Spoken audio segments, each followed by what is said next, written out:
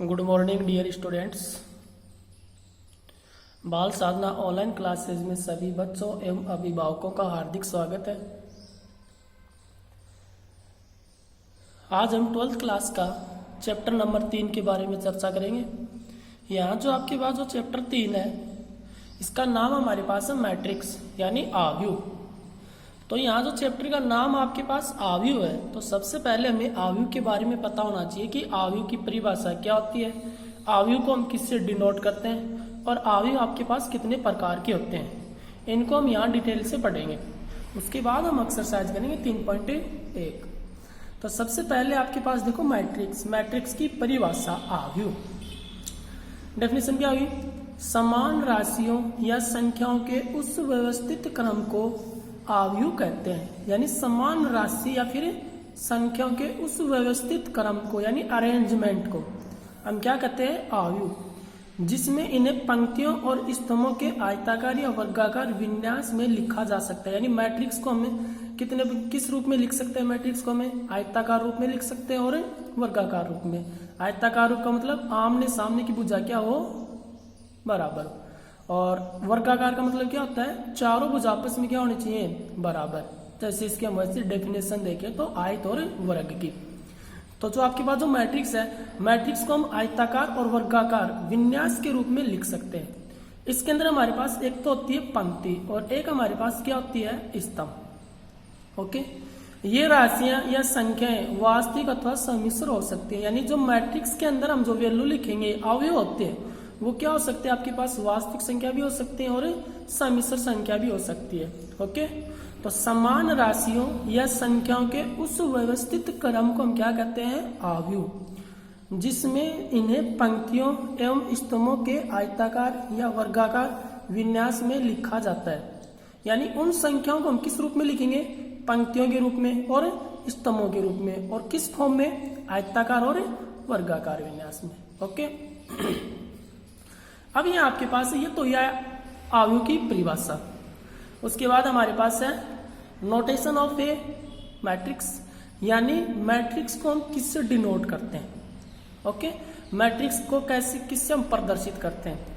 तो आव्यूह को अंग्रेजी वर्णमाला के बड़े अक्षरों से, यानी आव्यूह को हम किससे डिनोट करते हैं? अंग्रेजी वर्णमाला के बड़े अक्षरों से। Capital A, capital B, capital C. जैसे मैंने लिखा ए इक्वल टू ये मैट्रिक्स, इसको मैं बी इक्वल टू ये मैट्रिक्स लिख दूं, C equal to, D equal to, Z equal to, X equal to. यानी अंग्रेजी वर्णमाला का कोई भी अक्षर लिख सकते हैं हम, लेकिन यहाँ कौन सा होना चाहिए? बड़ा अक्षर।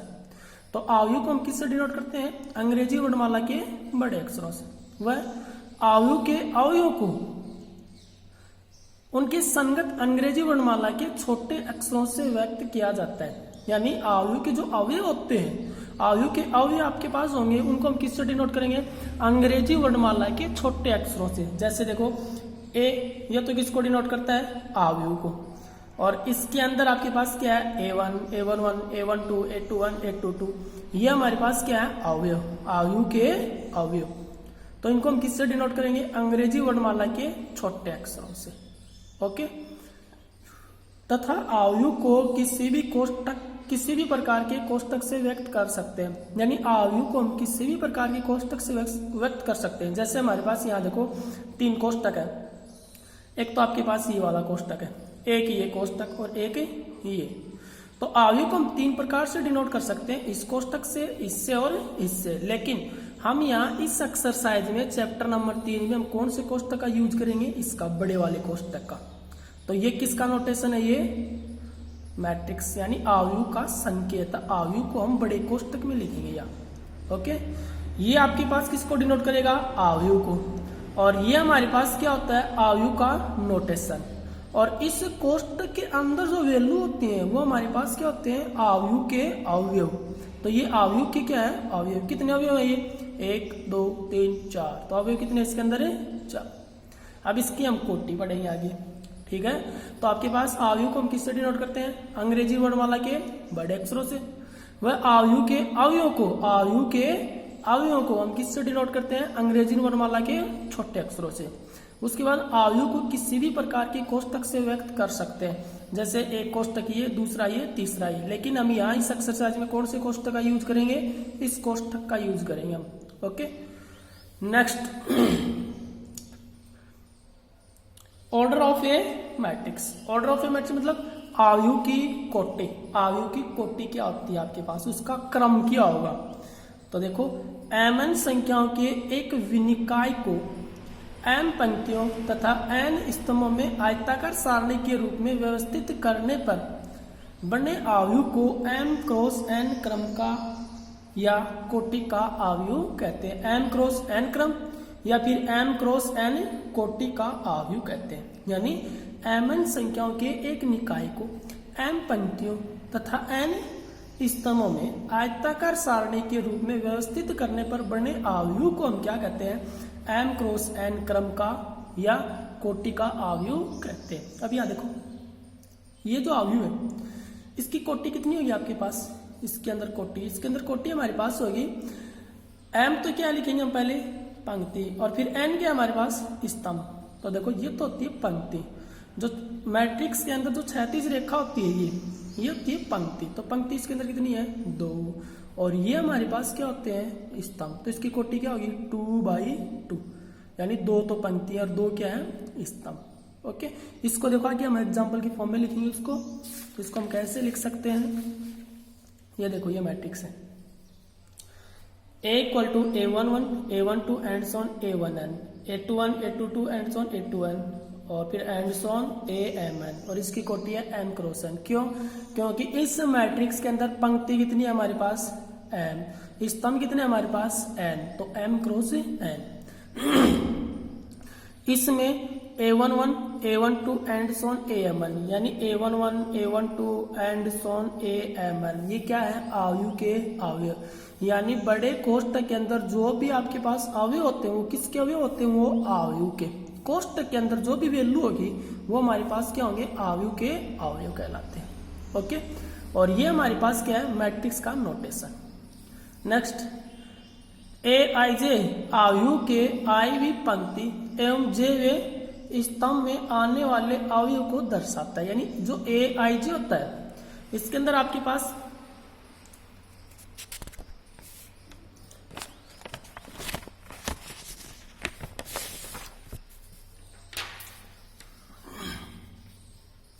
देखो, ये जो आपके पास Aij है इसके अंदर I तो डिनोट करती है पंक्ति को, और जो J है वो डिनोट करता है स्तंभ को। जैसे मैं आपके पास कोई मैट्रिक्स लिखता हूं, A = A11, A12, A13, A21, A22, A23, A31, A32 और A33। इसको मैं ये भी लिख सकता हूं A = या फिर Aij 3x3, 3x3। ये जो मैट्रिक्स आपके पास, इसके अंदर देखो आपके पास A11, A12, A13, A21, A22, A23, A31, A32, A33, और इसकी कोटि हमारे पास कितनी होगी, 3x3। क्यों, देखो इसके अंदर पंक्ति कितनी है हमारे पास, ये तो हमारे पास कहलाती है पंक्ति। ये पंक्ति हमारे पास, ये यानी आपके पास जो मैट्रिक्स है, मैट्रिक्स के अंदर जो क्षैतिज जो रेखा होती है, ये सीधी पड़ी हुई रेखा, इनको हम क्या कहते हैं, पंक्ति। तो ये किसको डिनोट करें, ये आपके पास पंक्ति को। और ये जो ऊर्ध्वाधर जो रेखा होती है ये हमारे पास क्या होती है, आपके पास स्तंभ।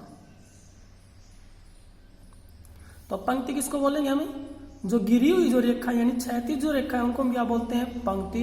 और ऊर्ध्वाधर जो रेखा होती है उनको हम क्या बोलते हैं, स्तंभ। तो देखो इस मैट्रिक्स के अंदर पंक्ति कितनी है, 3, 1 2 3। तो पहले हम क्या लिखेंगे, पंक्ति।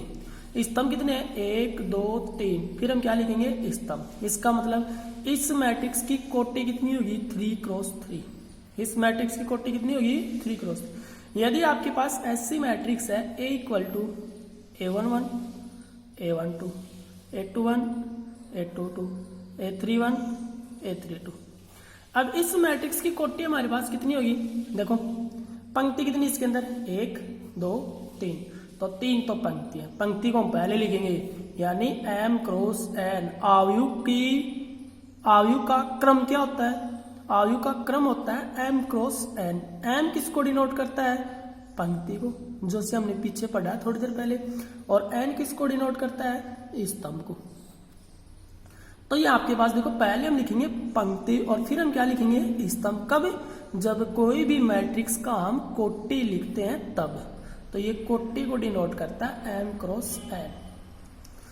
तो इस मैट्रिक्स के अंदर पंक्ति हमारे पास है 3, तो पहले पंक्ति लिखेंगे, क्रॉस स्तंभ कितने हैं? 1 2, तो 3 क्रॉस 2। इसका मतलब इस आयु की कोटि कितनी होगी? 3 क्रॉस 2, और इस आयु की कोटि कितनी होगी? 3 क्रॉस 3। दूसरी कंडीशन, जब हम किसी भी मैट्रिक्स के अंदर अवयवों की संख्या निकालते हैं, अवयवों की संख्या, तो हम कैसे निकालेंगे? उस मैट्रिक्स की कोटि को गुणा कर दो। जैसे इस मैट्रिक्स की कोटि कितनी है? 3 क्रॉस 2, तो 3 गुणा 2 कितना हो गया? 6। इसका मतलब इस मैट्रिक्स में अवयवों की संख्या कितनी होगी? 6। गिन लो, 1 2 3 4 5 6, तो इसमें अवयव कितने हैं? 6। इस मैट्रिक्स में अवयवों की संख्या कितनी होगी? कोटि कितनी इसकी? 3 क्रॉस 3, तो 3 क्रॉस 3, और 3 क्रॉस 3 इक्वल टू कितना होता है आपके पास? 9। यानी इस मैट्रिक्स में अवयवों की संख्या कितनी होगी? 9। कैसे? देख लो, 1 2 3 4 5 6 7 8 9। ओके, तो आपके पास कोई भी मैट्रिक्स है, उसकी कोटि निकाल लो। कोटि निकालने के बाद उसकी हम क्या निकाल सकते हैं? अवयवों की संख्या। ओके, उसके बाद देखो हमारे पास क्या है। फिर हमारे पास यहाँ देखो, A इक्वल टू, ये मैट्रिक्स इक्वल टू, इसको हम ये भी लिख सकते हैं Aij 3 क्रॉस 3। अब Aij क्या होता है? Aij, Ai पहला वाला होता है, उसको तो हम बोलते हैं पंक्ति, और दूसरा वाला होता है, उसको हम क्या बोलते हैं? स्तंभ। इसका मतलब ये जो अवयव है पहला, ये क्या है? A11। तो देखो, पहला वाला 1 है, ये तो किसको डिनोट करेगा? पहले वाला 1 किसको डिनोट करेगा? पंक्ति को। और दूसरा वाला 1 किसको डिनोट करेगा?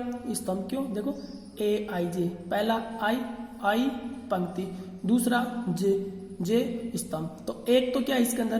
पंक्ति, एक स्तंभ। इसका मतलब इस अवयव की इस मैट्रिक्स में क्या पोजीशन है? क्या पोजीशन है? कि पहली तो पंक्ति है और पहला स्तंभ, यानी A11 किसको डिनोट कर रहा है?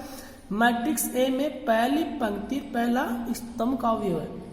दूसरा देखो, A21 की स्थिति क्या है इस मैट्रिक्स के अंदर? A21 की स्थिति देखो, 2 किसका मान है? I का। I क्या होता है? पंक्ति। तो दूसरी तो पंक्ति और पहला स्तंभ, तो दूसरी पंक्ति पहला स्तंभ। तो यानी ये जो अवयव है, ये किसको डिनोट कर रहा है? कि इस मैट्रिक्स के अंदर दूसरी पंक्ति और पहला स्तंभ। दूसरा मैं लिखूं A32, तो जो पहला वाला 3 है, ये किसका मान है? I का मान। I का मतलब पंक्ति, यानी तीसरी तो क्या है? पंक्ति, और J क्या है? स्तंभ। तो स्तंभ का मान कितना है? 2, यानी तीसरी पंक्ति और दूसरा स्तंभ। तो देखो, तीसरी पंक्ति तो यह है और दूसरा स्तंभ, इसका मतलब ये क्या है? A32। ओके, तो ये हमारे पास क्या है? इनकी स्थिति, अवयवों की स्थिति को डिनोट करता है। ये A11, A12, A13, A21, A22, A23, ये सभी हमारे पास है, अपनी स्थिति को डिनोट करते हैं आपके पास। दूसरा मैं लिखूं A31। A31 का मतलब पहला 3 है, किसको डिनोट करेगा? पंक्ति। दूसरा 1 किसको डिनोट करेगा? स्तंभ। इसकी तुलना कर दो, बस पता चल जाएगा आपको। तो तीसरी तो पंक्ति पहला स्तंभ, तो तीसरी पंक्ति पहला स्तंभ। देखो, जहां आपके पास ये दोनों जो लाइन है जहां प्रतिच्छेद कर रही हैं, उस पॉइंट को डिनोट करता आपके पास ये। मैं एक एग्जांपल दूं आपके पास, B इक्वल टू 2 3 4 1 2 1 3 0 1 2। या देखो आपके पास, अब जो आपके पास जो ये 1 है, ये इस मैट्रिक्स में किस पोजीशन के ऊपर है? ये 1 किस पोजीशन के ऊपर है? देखो, ये तो क्या होती है? पंक्ति, और ये क्या होते हैं हमारे पास? स्तंभ। तो इस मैट्रिक्स का कोटि क्या होगा? इस मैट्रिक्स का 3 क्रॉस 3, क्योंकि 3 तो क्या है इसमें? पंक्ति, और 3 ही हमारे पास क्या है? स्तंभ। तो इसकी कोटि क्या होगी? 3 क्रॉस 3। अब देखो यहाँ इस अवयव के अंदर अवयव की संख्या क्या होगी हमारे पास? अवयव में अवयव की संख्या कैसे निकालते हैं? कोटि को हम क्या करते हैं? गुणा। तो 3 गुणा 3 कितना आया? 9। तो इस मैट्रिक्स में अवयव की संख्या कितनी होगी? 9 ही। अब यहाँ हमारे पास अवयव A की पोजीशन निकाल रहे हैं, तो अवयव एक किस स्थिति के ऊपर है, देखो अवयव एक तीसरी तो क्या है पंक्ति और दूसरी क्या है स्तंभ। तो देखो ये आपके पास जो लाइन है ये कहाँ प्रतिच्छेद कर रही है, तीसरी तो पंक्ति दूसरा स्तंभ, तो कहाँ प्रतिच्छेद कर रहा है यहाँ। तो पंक्ति मैंने कौन सा लिया तीसरी, स्तंभ कौन सा है दूसरा, इसका मतलब किसको डिनोट कर रहा है ये A32 और A32 की वैल्यू कितनी है 1।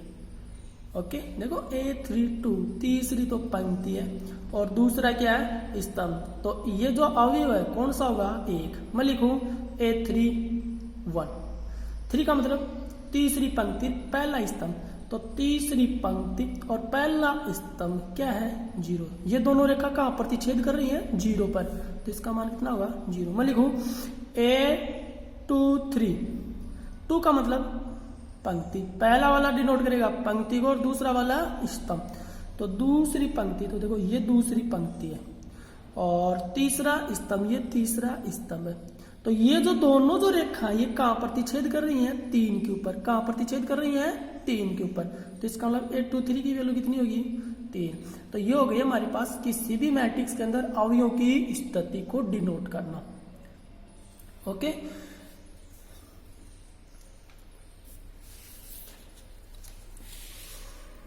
आई जे अवयव के आई की तो क्या होती है पंक्ति एवं जे वे स्तंभ में आने वाले अवयवों को दर्शाता है, जो हमने थोड़ी देर पहले पढ़ा था A11, A12, A13 के बारे में।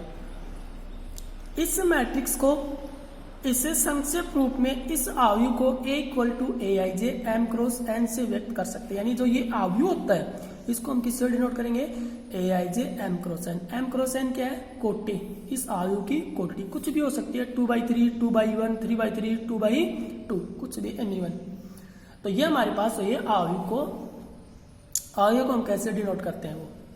उसके बाद हमारे पास आता है इक्वलिटी ऑफ मैट्रिक्स, यानी अवयवों की समानता। अवयवों की समानता मतलब यदि आपके पास 2 अवयव दिए जाते हैं तो वो आपके पास समान कब होते हैं, यानी बराबर कब होंगे वो। तो देखो 2 अवयव A क्या है Aij m क्रॉस n। यदि यहाँ A है तो यहाँ लिखूंगा मैं Aij, और इसकी कोटि कितनी है m क्रॉस n, हमने माननी है इसकी कोटि m क्रॉस n। अवयव की कोटि कुछ भी हो सकती है। तथा B Bij, या B है तो Bij, C है तो Cij, D है तो Dij, R क्रॉस P, इसकी कोटि है m क्रॉस n, इसकी कोटि है r क्रॉस p। समान होंगे यानी ये दोनों अवयव समान होंगे कब, यदि पहला पॉइंट दोनों अवयवों में पंक्तियों की संख्या क्या हो समान, यानी अवयव A और अवयव B में पंक्तियों की संख्या क्या हो समान। इस अवयव में पंक्ति कितनी है m, इस अवयव में पंक्ति कितनी है r, तो इसका मतलब m बराबर r, क्योंकि जो आपके पास जो कोटि होती है उसका जो पहला होता है वो तो क्या होता है पंक्ति को डिनोट करता है। तो इसमें पहला क्या है m क्या है पंक्ति, इसमें r क्या है पंक्ति, किसके लिए b के लिए। तो दोनों अवयवों में पंक्तियों की संख्या क्या हो समान हो, अर्थात m बराबर r। दूसरा पॉइंट दोनों अवयवों में स्तंभों की संख्या क्या हो समान। पहले क्या थी संख्या पंक्तियों की संख्या, अब किसकी संख्या होनी चाहिए स्तंभों की संख्या।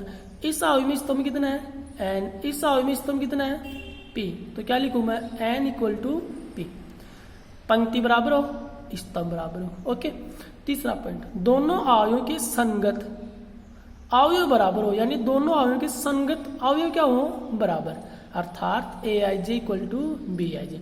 जैसे आपके पास सपोज करो मैं ये लिखूं पहला अवयव A लिखा मैंने 2 1 2 4 और दूसरा अवयव लिखूं मैं 2 1 2 4। पहला अवयव ये इसकी कोटि कितनी होगी 2/2, क्यों क्योंकि इसके अंदर देखो पंक्ति कितनी है 2, स्तंभ कितने हैं 2, तो 2/2। इसका भी कोटि कितना है 2/2, पंक्ति कितनी है 2 और स्तंभ कितने हैं 2। दूसरी कंडीशन पंक्ति भी बराबर है स्तंभ भी बराबर है, 2 पॉइंट कंप्लीट। तीसरा पॉइंट क्या है कि अवयव A और अवयव B के संगत अवयव क्या हो बराबर। संगत का मतलब अवयव A का अवयव कितना है A पहला 2, तो इसका भी कितना है 2, इसका दूसरा एक, इसका भी कितना है एक, इसका दो, इसका दो, इसका चार, इसका चार, यानी इनकी कोटि भी बराबर है और इनके संगत अवयव भी आपस में क्या है बराबर है। इसका मतलब अवयव ए बराबर क्या है बी। तो ये है दो अवयवों की समानता। ओके। उसके बाद हमारे पास आता है टाइप्स ऑफ मैट्रिक्स, यानी अवयव के प्रकार। तो अवयव के प्रकार देखो हमारे पास विभिन्न प्रकार होते हैं, 7-8 प्रकार हैं ये आपके पास बुक के अंदर। पहला प्रकार है रो मैट्रिक्स। रो मैट्रिक्स का मतलब पंक्ति अवयव। वह अवयव जिसमें केवल एक ही पंक्ति हो, पंक्ति अवयव कहलाता है। यानी ऐसा अवयव जिसके अंदर केवल और केवल कितनी पंक्ति हो, एक पंक्ति हो, तो क्या कहलाता है वो पंक्ति अवयव। जैसे देखो ये रहा a = 2 4 6। अब यहाँ जो अवयव के अंदर जो अवयव लिखते हैं उनके बीच में हम कॉमा नहीं लगाते हैं, बस उसके अंदर थोड़ी सी हम गैप छोड़ते हैं। बीच में जगह होनी चाहिए 2, फिर थोड़ी सी जगह 4, फिर थोड़ी सी जगह 6, बीच में हम कॉमा नहीं लगाएंगे। अब देखो ये अवयव है, इसकी कोटि कितनी होगी, कोटि हम नीचे लिखते हैं यहाँ कॉर्नर में। तो देखो इसके अंदर पंक्ति कितनी है, एक ही पंक्ति है। 2 4 6, ये पंक्ति कितनी है एक। स्तंभ कितने इसमें 3, 1 2 3, तो इसका कोटि कितनी होगी 1/3। तो पंक्ति तो एक है, स्तंभ में 3, तो ये हमारे पास कौन सा अवयव होगा, पंक्ति अवयव। वह है अवयव जिसमें केवल एक ही क्या हो, पंक्ति हो, तो पंक्ति अवयव कहलाता है। पंक्ति अवयव में एक से ज्यादा स्तंभ हो सकते हैं, स्तंभ 2 भी हो सकते हैं, 3 भी, 4 भी हो सकते हैं, लेकिन सिर्फ और सिर्फ पंक्ति कितनी होनी चाहिए, एक। दूसरा हमारे पास है कॉलन मैट्रिक्स, यानी स्तंभ अवयव। तो कॉलन मैट्रिक्स आपके पास क्या होगा, वह अवयव जिसमें केवल एक स्तंभ हो। स्तंभ अवयव में क्या होना चाहिए, एक स्तंभ, तो वह आपके पास कौन सा अवयव होगा, स्तंभ अवयव कहलाता है। जैसे a = 2 4 6। अब इसकी कोटि लिखो, पहले हम क्या लिखते हैं, पंक्ति कितनी इसमें 3, देखो 1 2 3, तो पंक्ति कितनी है 3, स्तंभ कितना है एक ही स्तंभ पूरा, तो 3×1 यानी 3/1। ओके। तो स्तंभ अवयव में तो एक स्तंभ होना चाहिए और पंक्ति अवयव में एक पंक्ति होनी चाहिए। ओके। नेक्स्ट हमारे पास है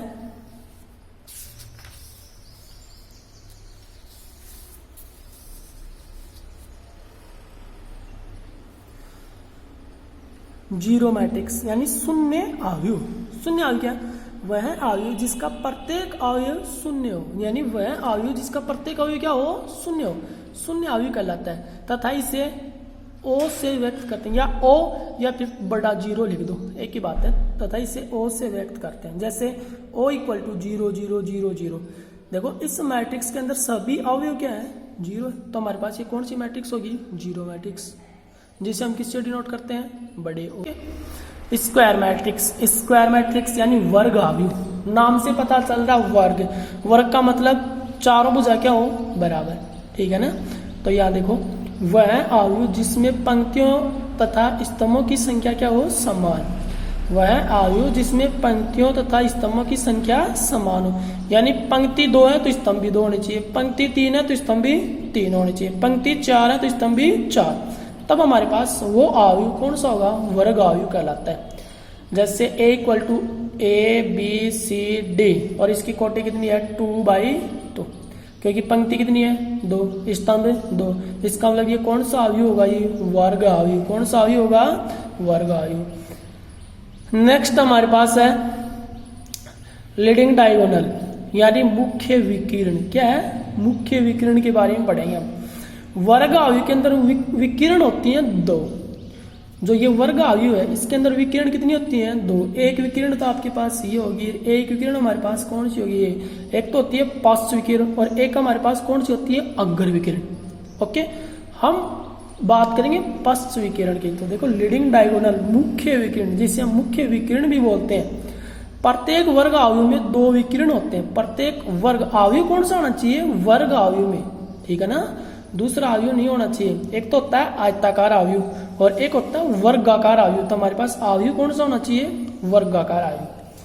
तो प्रत्येक वर्ग अवयव में 2 विकिरण होते हैं, जिसमें बाएं हाथ के ऊपरी सिरे से दाएं हाथ के नीचे सिरे को मुख्य विकिरण कहते हैं। यानी जो ये विकिरण होती है, ये हमारे पास कौन सी विकिरण होगी, मुख्य विकिरण बोलते हैं इसको। ओके, तो A11, A12, A13 और इसका ऑर्डर कितना होगा, इसका कोटि कितनी होगी आपके पास 3x3, यानी इस मैट्रिक्स का ऑर्डर 3x3, 3 पंक्ति 3 स्तंभ। दूसरी बात ये, क्योंकि अवयव कौन सा है, वर्ग, और वर्ग अवयव, तो इसका मतलब पंक्ति और स्तंभों की संख्या क्या हो, समान। ठीक है, तो इसको हम क्या बोलते हैं, मुख्य विकिरण बोलते हैं इसको। मुख्य विकिरण के अवयव को विकिरण तत्व कहा जाता है, यानी जो मुख्य विकिरण के जो ये अवयव होते हैं, कौन से, A11, A22, A33, ये क्या कहलाएंगे आपके पास, विकिरण अवयव कहलाते हैं। A=AIJ M×N अवयव में विकिरण तत्व A11, A22, A33, ANN होते हैं। इस विकिरण के सभी अवयव के दोनों पादांक समान होते हैं। देखो, इसको मुख्य विकिरण क्यों बोलते हैं, क्योंकि देखो इसके अंदर आपके पास दोनों पादांक A11 पंक्ति स्तंभ बराबर, पंक्ति स्तंभ बराबर, पंक्ति स्तंभ बराबर, यानी A11, A22, A33, यानी इसके अंदर सभी अवयव के दोनों पादांक क्या होते हैं आपके पास, समान। सभी अवयवों के दोनों पादांक हमारे पास क्या होंगे बेटा, समान होंगे। समान का मतलब यहाँ देखो आपके पास 1 1 पंक्ति भी 1 स्तंभ भी 1, पंक्ति 2 स्तंभ 2, पंक्ति 3 स्तंभ 3, तब हमारे पास इसको हम क्या बोलते हैं, मुख्य विकिरण। नहीं, इसको मुख्य विकिरण नहीं बोलेंगे, इसको ये मुख्य विकिरण नहीं होती है। क्यों, क्योंकि इसमें देखो पंक्ति कितनी है, 1, स्तंभ 3, बराबर नहीं है ना। ये देखो पंक्ति 3 स्तंभ 1 बराबर नहीं है, इसका मतलब इसको हम क्या नहीं बोलेंगे, इसको हमें मुख्य विकिरण नहीं बोलेंगे। मुख्य विकिरण उसी को बोलेंगे जिस अवयव के दोनों पादांक क्या हो, समान हो। ठीक है ना, यानी पंक्ति और स्तंभों की संख्या क्या हो, बराबर हो, तो उसको हम बोलते हैं मुख्य विकिरण। और मुख्य विकिरण के अवयव को हम क्या बोलते हैं, विकिरण अवयव कहा जाता है। ओके, फिर हमारे पास नेक्स्ट आता है विकिरण अवयव। कौन सा अवयव होगा, विकिरण अवयव, डायगोनल मैट्रिक्स। तो विकिरण अवयव की परिभाषा क्या होगी, वह अवयव जिसमें मुख्य विकिरण के अवयव को छोड़कर शेष सभी अवयव शून्य हो। वह अवयव जिसमें मुख्य विकिरण के अवयव को छोड़कर, यानी मुख्य विकिरण के अवयव को तो क्या कर दो, छोड़ दो, और बाकी सभी अवयव क्या हो, शून्य हो, तो क्या कौन सा अवयव कहलाता है, विकिरण अवयव कहलाता है। अर्थात AIJ = 0 यदि I≠J, यानी I और J का मान यदि बराबर नहीं है, यानी पंक्ति और स्तंभ का मान बराबर नहीं है, तो अवयव का मान कितना होगा आपके पास, अवयव के उस अवयव का मान कितना होगा, 0 होगा। जैसे A बराबर देखो 3 5 2, ये क्या है, मुख्य विकिरण। थोड़ी देर पहले हमने पीछे पढ़ा था ना, ये मुख्य विकिरण। 3 अवयव की स्थिति क्या है, A11 इसकी, A22 इसकी, A33 इसकी स्थिति क्या है, इस अवयव की स्थिति हमारे पास क्या है, इस अवयव की स्थिति हमारे पास है A12 = 0। क्यों, देखो 1 का मतलब पहली पंक्ति, 2 का मतलब दूसरा स्तंभ 0, तो देखो यहाँ पंक्ति का मान कितना है, 1, स्तंभ का 2, यानी I का मान 1 और J का मान 2, बराबर है क्या, नहीं है, यानी I≠J, तो इसका मान क्या होगा, 0, तो इसका मान 0। वही कंडीशन इसकी देखो A31 बराबर 0, 3 किसको डिनोट कर रहा है, I को, 1 J को, इसका मतलब 3 बराबर 1 नहीं है ना, पंक्ति और स्तंभ बराबर नहीं है, और पंक्ति और स्तंभ बराबर नहीं है, तो इसका मान क्या होगा, 0, तो इसका मान 0। 5 किसको डिनोट कर रहा है, A22 = 5, देखो I का मान 2, J का मान 2, इसका मतलब बराबर है ना, तो इसका कुछ न कुछ मान हो, ये कुछ जरूरी नहीं है 5 हो, 6 भी हो सकता है, 7 भी, -1 भी, कुछ भी लिख दो आप। ओके, यानी मुख्य विकिरण के अवयव को छोड़कर शेष अवयव क्या हो, 0, तो कौन सा अवयव कहलाता है, वो विकिरण अवयव कहलाता है। ओके, नेक्स्ट हमारे पास टाइप है अदिश अवयव, स्केलर मैट्रिक्स। तो अदिश अवयव हमारे पास क्या होगा, वह वर्ग अवयव जिसमें मुख्य विकिरण के सभी अवयव बराबर हो तथा अन्य सभी अवयव शून्य हो, अदिश अवयव कहलाता है। ये परिभाषा विकिरण अवयव, अदिश अवयव, इकाई अवयव, तीनों परिभाषा सेम है, यानी तीनों के ऊपर आपके पास तीनों जो परिभाषाएं इनकी आपके पास तुलना करने पर आपकी याद हो जाएंगी। इसके अंदर तो आपके पास मुख्य विकिरण के सभी अवयव क्या हो बराबर, देखो 4 4 4 और बाकी अवयव क्या हो 0। तो यहाँ 4 है तो 4 4 होना चाहिए, यहाँ 5 है तो 5 5 5, 6 तो 6 6 6। क्यों? परिभाषा कहती है वह वर्ग अवयव जिसमें मुख्य विकिरण के सभी अवयव बराबर हो, यानी मुख्य विकिरण के सभी अवयव क्या हो बराबर, तथा अन्य सभी अवयव क्या हो शून्य हो, क्या कहलाता है अदिश अवयव। अतः अदिश अवयव A equal to AIJ M cross N equal to 0। 0 कब होगा?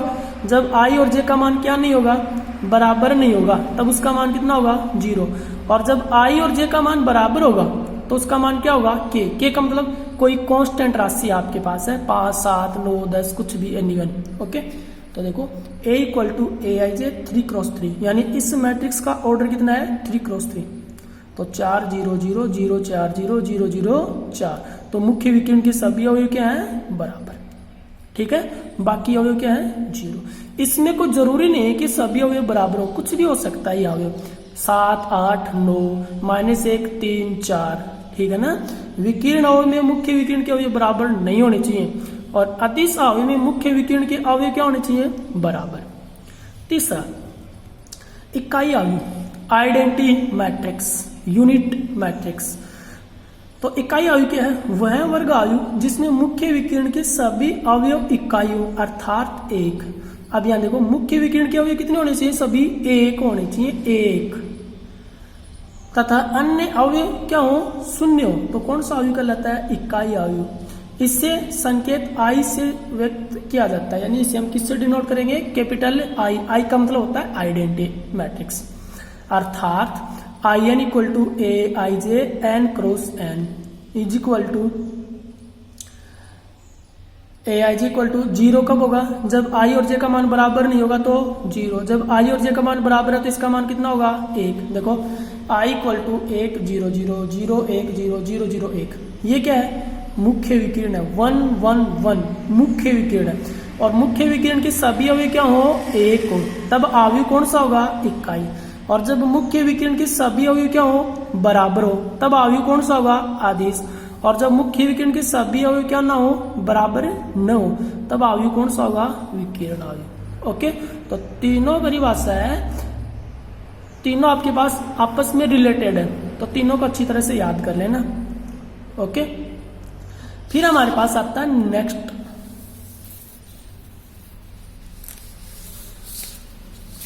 नेक्स्ट डेफिनेशन है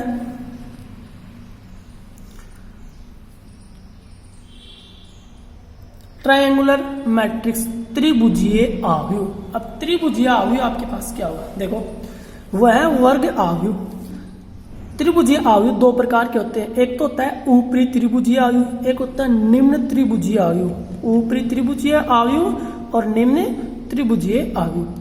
वह वर्ग अवयव जिसमें मुख्य विकिरण के नीचे सभी अवयव शून्य हो, यानी वह वर्ग अवयव जिसमें मुख्य विकिरण के नीचे सभी अवयव क्या हो शून्य हो, ऊपरी त्रिभुजीय अवयव कहलाता है। अतः A equal to AIJ N cross N में AIJ इक्वल टू 0 जब I ग्रेटर देन J, यानी I का मान J से क्या हो बड़ा। तो देखो यहाँ A इक्वल टू 3 5 2 3 4 1। अब मुख्य विकिरण क्या हमारे पास, यहाँ देखो मुख्य विकिरण है 3 3 1, ये मुख्य विकिरण है 3 3 1। डेफिनेशन क्या है? मुख्य विकिरण के नीचे सभी अवयव शून्य, तो मुख्य विकिरण के नीचे के सभी अवयव शून्य है 0 0 0। तो ये मैट्रिक्स कौन सी होगी? ऊपरी त्रिभुजीय अवयव। ओके, मुख्य विकिरण के नीचे के अवयव सभी 0 है, तो अवयव कौन सा होता है आपके पास? ऊपरी त्रिभुजीय अवयव। दूसरा है निम्न त्रिभुजीय अवयव, यानी ये जो आपके पास अवयव दो प्रकार का होता है, ऊपरी त्रिभुजीय अवयव और निम्न त्रिभुजीय अवयव। वह वर्ग अवयव जिसके मुख्य विकिरण के ऊपर के सभी अवयव शून्य हो। अब इसमें क्या है? मुख्य विकिरण के ऊपर के अवयव क्या होने चाहिए? शून्य। तो हमारे पास क्या हुआ? ये निम्न त्रिभुजीय अवयव कहलाता है। अतः A equal to AIJ N cross N में AIJ इक्वल टू 0 जब I लेस देन क्या हो J। जैसे A इक्वल टू 2 5 4 ये क्या है मुख्य विकिरण। 2 2 5 4 मुख्य विकिरण है और मुख्य विकिरण के ऊपर क्या हो गया क्या है 0 0 0 0। डेफिनेशन यही कर रही है मुख्य विकिरण के ऊपर के अवयव सभी अवयव क्या हो शून्य। तो हमारे पास वो अवयव कौन सा होगा वो निम्न त्रिभुजीय अवयव। नीचे क्या अवयव 0 है तो ऊपरी, ऊपर क्या अवयव 0 है तो निम्न। ठीक है ना, उल्टा आपके पास। लास्ट आपके पास मैट्रिक्स का प्रकार है रिएक्ट एंगुलर मैट्रिक्स यानी आयताकार आयु। पहले हमने पढ़ा था वर्गाकार आयु। वर्गाकार आयु की परिभाषा क्या थी, पंक्ति और स्तंभों की संख्या क्या हो समान, तब हमारे पास आयु होता है वर्गाकार आयु। और अब हमारे पास क्या है आयताकार आयु। वह आयु जिसमें पंक्तियों तथा स्तंभों की संख्या बराबर नहीं होती है, यानी पंक्तियों और स्तंभों की संख्या क्या नहीं होती है बराबर नहीं होती है, यानी m not equal n, m not equal n, तब हमारे पास वो आयु कौन सा होता है वो आयताकार आयु कहलाता है। जैसे a इक्वल टू 3 7 9 4 8 6। अब देखो इसके अंदर इस मैट्रिक्स का ऑर्डर क्या होगा, पहले देखो पंक्ति कितनी इसके अंदर 2 1 2, पहले हम लिखेंगे पंक्ति, फिर स्तंभ कितने हैं 3 1 2 3, फिर 2/3, यानी इस मैट्रिक्स का ऑर्डर कितना होगा 2/3। तो पंक्ति 2 स्तंभ 3 बराबर नहीं है, पंक्तियों तथा स्तंभों की संख्या बराबर नहीं होती है, तब आयु कौन सा होता है आयताकार आयु। तो ये आयु कौन सा है आयताकार आयु।